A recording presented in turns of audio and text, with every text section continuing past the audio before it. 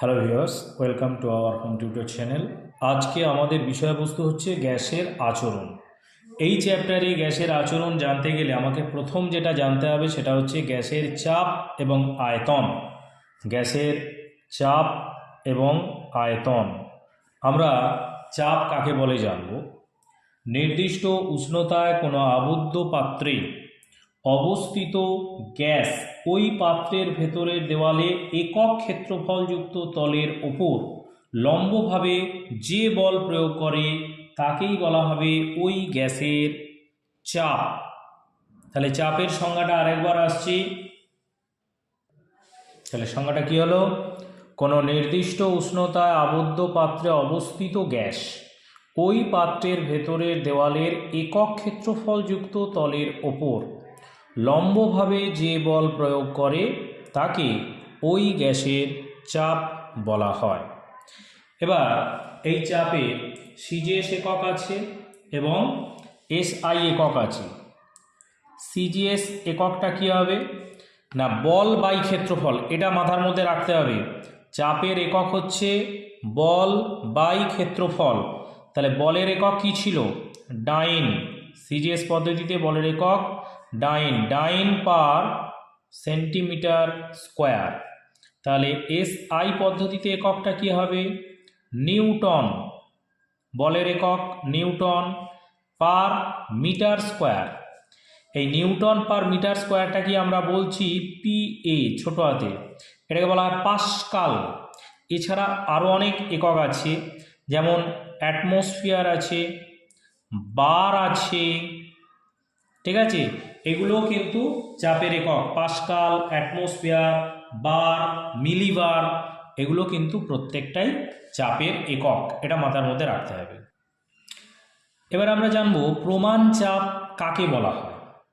0 degree centigrade তাপমাত্রায়,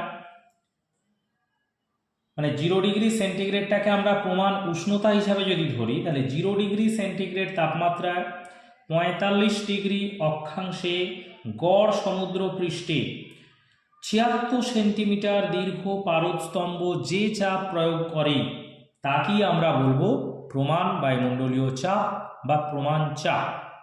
তাহলে আরেকবার সংজ্ঞাটা বলছি।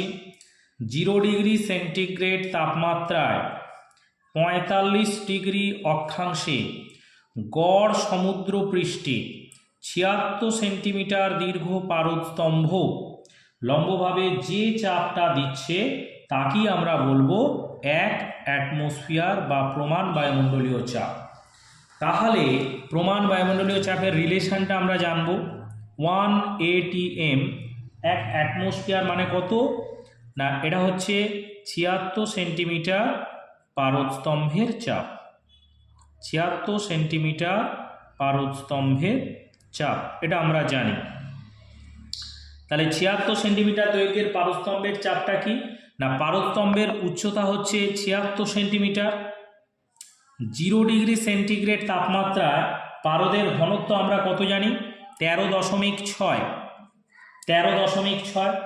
আর অভিকর্ষজ ত্বরণের মানটা কত না 980 সেমি স্কোয়ার। তাহলে এইটাকে আমাকে মাথার মধ্যে রাখতে হবে। তাহলে এখানে আমরা টোটাল একক এইটা যেটা পাবো সেটা হচ্ছে কি না ডাইন পার সেন্টিমিটার স্কোয়ার। 76 সেন্টিমিটার এটা হচ্ছে স্তম্ভের দৈর্ঘ্য বা উচ্চতা।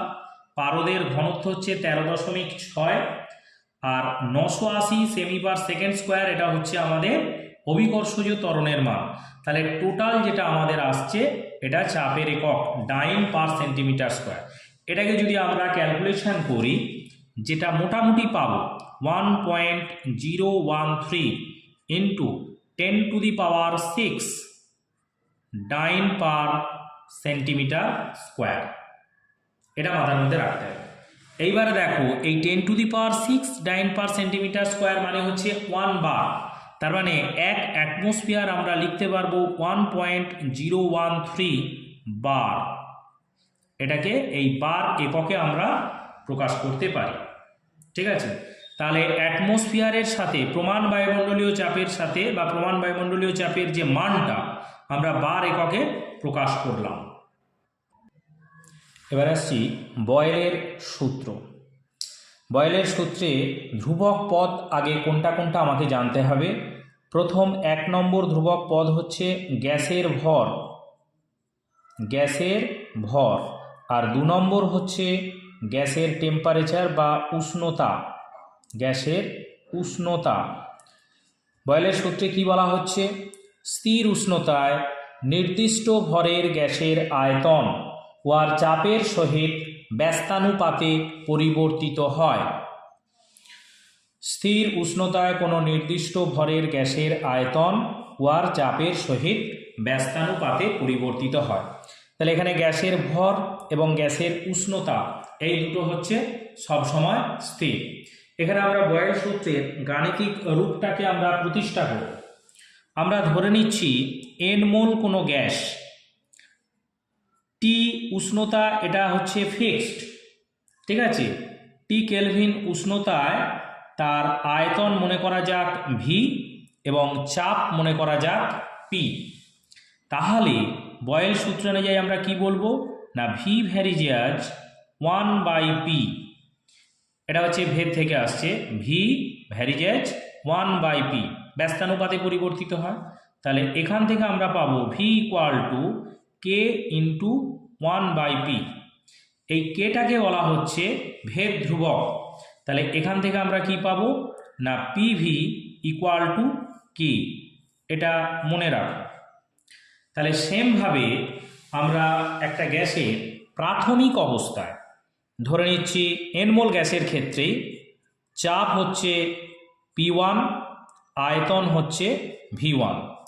পরিবর্তিত অবস্থায় মানে উষ্ণতাকে ফিক্সড রেখে, তার ওই যে টি কেলভিন উষ্ণতাকে ফিক্সড রেখে আমরা যদি চাপ P2 করি, ধরে নেওয়া যাক আয়তন হচ্ছে V2, তাহলে আমরা এখান থেকে কি পাবো না, P1 V1 ইকুয়াল টু কে, এটা হলো প্রাথমিক অবস্থায়।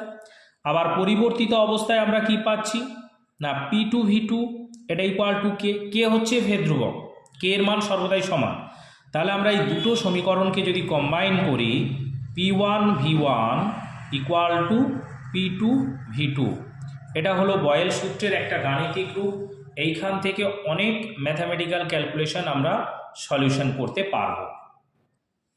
চার্লসের সূত্রে আমরা কি আসছি না, এখানে বয়েলের সূত্রে যেরকম গ্যাসের উষ্ণতাটা ফিক্সড ছিল, ভরটাও ফিক্সড, এখানে গ্যাসের ভর এবং গ্যাসের চাপ দুটো ফিক্সড।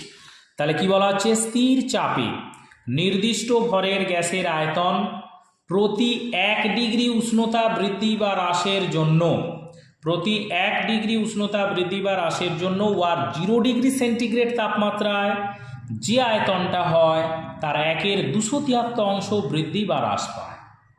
তার মানে আমরা যদি ধরে নিই যে n মোল গ্যাসের চাপটা P স্থির রেখে, n মোল গ্যাসের চাপটা P স্থির রেখে যদি 0 ডিগ্রি সেন্টিগ্রেড উষ্ণতায় আয়তনটা আমরা ধরে নিচ্ছি, 0 ডিগ্রি সেন্টিগ্রেড উষ্ণতায় আয়তন হচ্ছে V0, ঠিক সেরকম টি ডিগ্রি সেন্টিগ্রেড উষ্ণতায় আয়তন হচ্ছে VT। এটা হলো টি ডিগ্রি উষ্ণতায় আয়তন VT। তাহলে আমরা এখান থেকে VT এর মানটা কত পাবো না, প্রাথমিক আয়তন হচ্ছে V0, বাড়লো কতটা, V0T ডিভাইড বাই 273।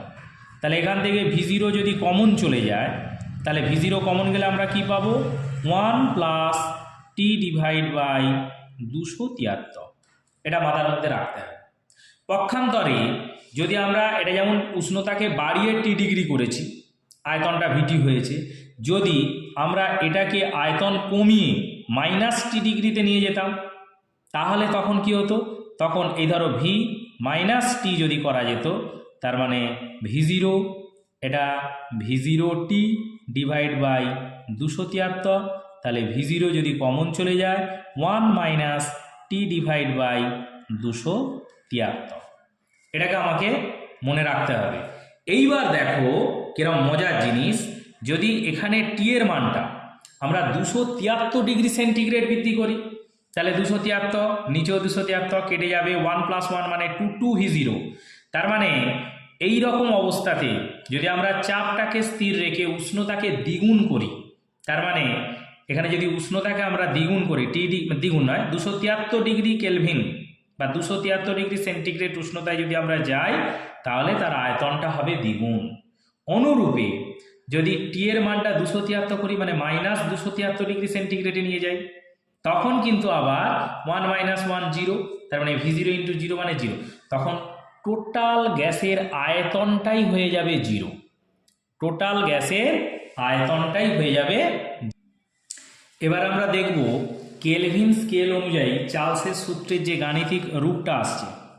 আমরা ধরে নিচ্ছি 0 ডিগ্রি সেন্টিগ্রেড তাপমাত্রায় গ্যাসের আয়তন হচ্ছে V0, T1 ডিগ্রি সেন্টিগ্রেড তাপমাত্রায় গ্যাসের আয়তন হচ্ছে V1, T2 ডিগ্রি সেন্টিগ্রেড তাপমাত্রায় গ্যাসের আয়তন হচ্ছে V2। এইভাবে যদি আমরা যাই, তাহলে এখান থেকে V1 এর মানটা কত পাবো না, V1 এর মানটা আমরা পাবো 1 +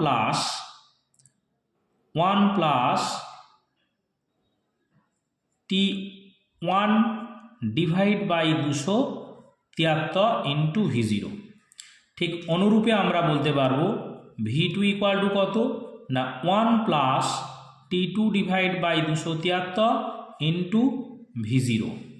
তাহলে এইখানে যদি আমরা এটাকে ক্যালকুলেশন করি না, 1 + T1 /273 × V0, 1 + T2 /273 × V0। এই 1 + T1 মানে এই যে 273 প্লাস, এটাকে ধরা হচ্ছে 273 + T1, এটাকে আমরা ক্যাপিটাল T1 ধরছি, মানে কেলভিন স্কেলে। তাহলে কেলভিন স্কেলে যদি এটাকে আমরা ক্যাপিটাল T1 ধরি, তাহলে T1 /273 × V0, এটা হবে T2 × V0 / 273। তাহলে এখান থেকে আমরা V1 / V2 = কত পাবো না, V1 / V2 = আমরা পাবো T1 / T2। তাহলে আমরা অনুরূপে বলতে পারি V1 / T1 = V2 / T2। তাহলে V ভ্যারিজাস T, এটা আমরা এখানে লিখতে পারি। তার মানে স্থির চাপে কোনো নির্দিষ্ট ভরের গ্যাসের আয়তন ওয়ার পরম উষ্ণতার সমানুপাতিক। স্থির চাপে নির্দিষ্ট ভরের গ্যাসের আয়তন ওয়ার পরম উষ্ণতার সমানুপাতিক, এটাও কিন্তু চার্লসের আর একটা রূপ, এটা আমরা বলতে পারি। আমরা ধরে নিচ্ছি গ্যাসের ভরটা হচ্ছে n মোল, চাপটা হচ্ছে P, আয়তনটা হচ্ছে V,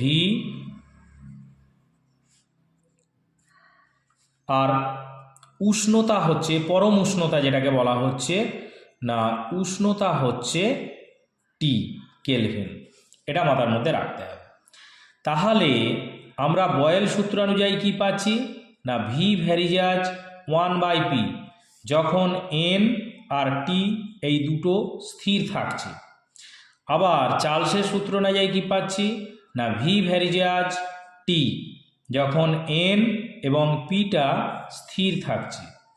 এইবার আমরা বলবো n, T এবং P আর T যদি দুজনেই পরিবর্তিত হয়, তাহলে V ভ্যারিজাস কি দাঁড়াবে না, T / P।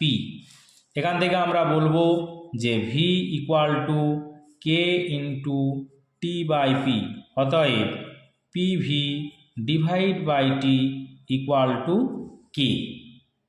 তাহলে n মোল গ্যাসের যখন চাপ P1, আয়তন V1, পরম উষ্ণতা T1, তাহলে যদি আমরা চাপ P2 করি, তাহলে আয়তন V2 হবে, পরম উষ্ণতা T2, এটা আমরা ধরে নিচ্ছি। তাহলে এখান থেকে আমরা প্রাথমিক অবস্থায় কি পাবো, P1 V1 / T1 = K। পরিবর্তিত অবস্থায় কি পাবো না, P2 V2 / T2 = K। তাহলে আমরা নিঃসন্দেহে লিখতে পারি, অতএব P1 V1 / T1 = P2 V2 / T2। এটাই হলো বয়েল এবং চার্লসের সূত্রের গাণিতিক রূপ।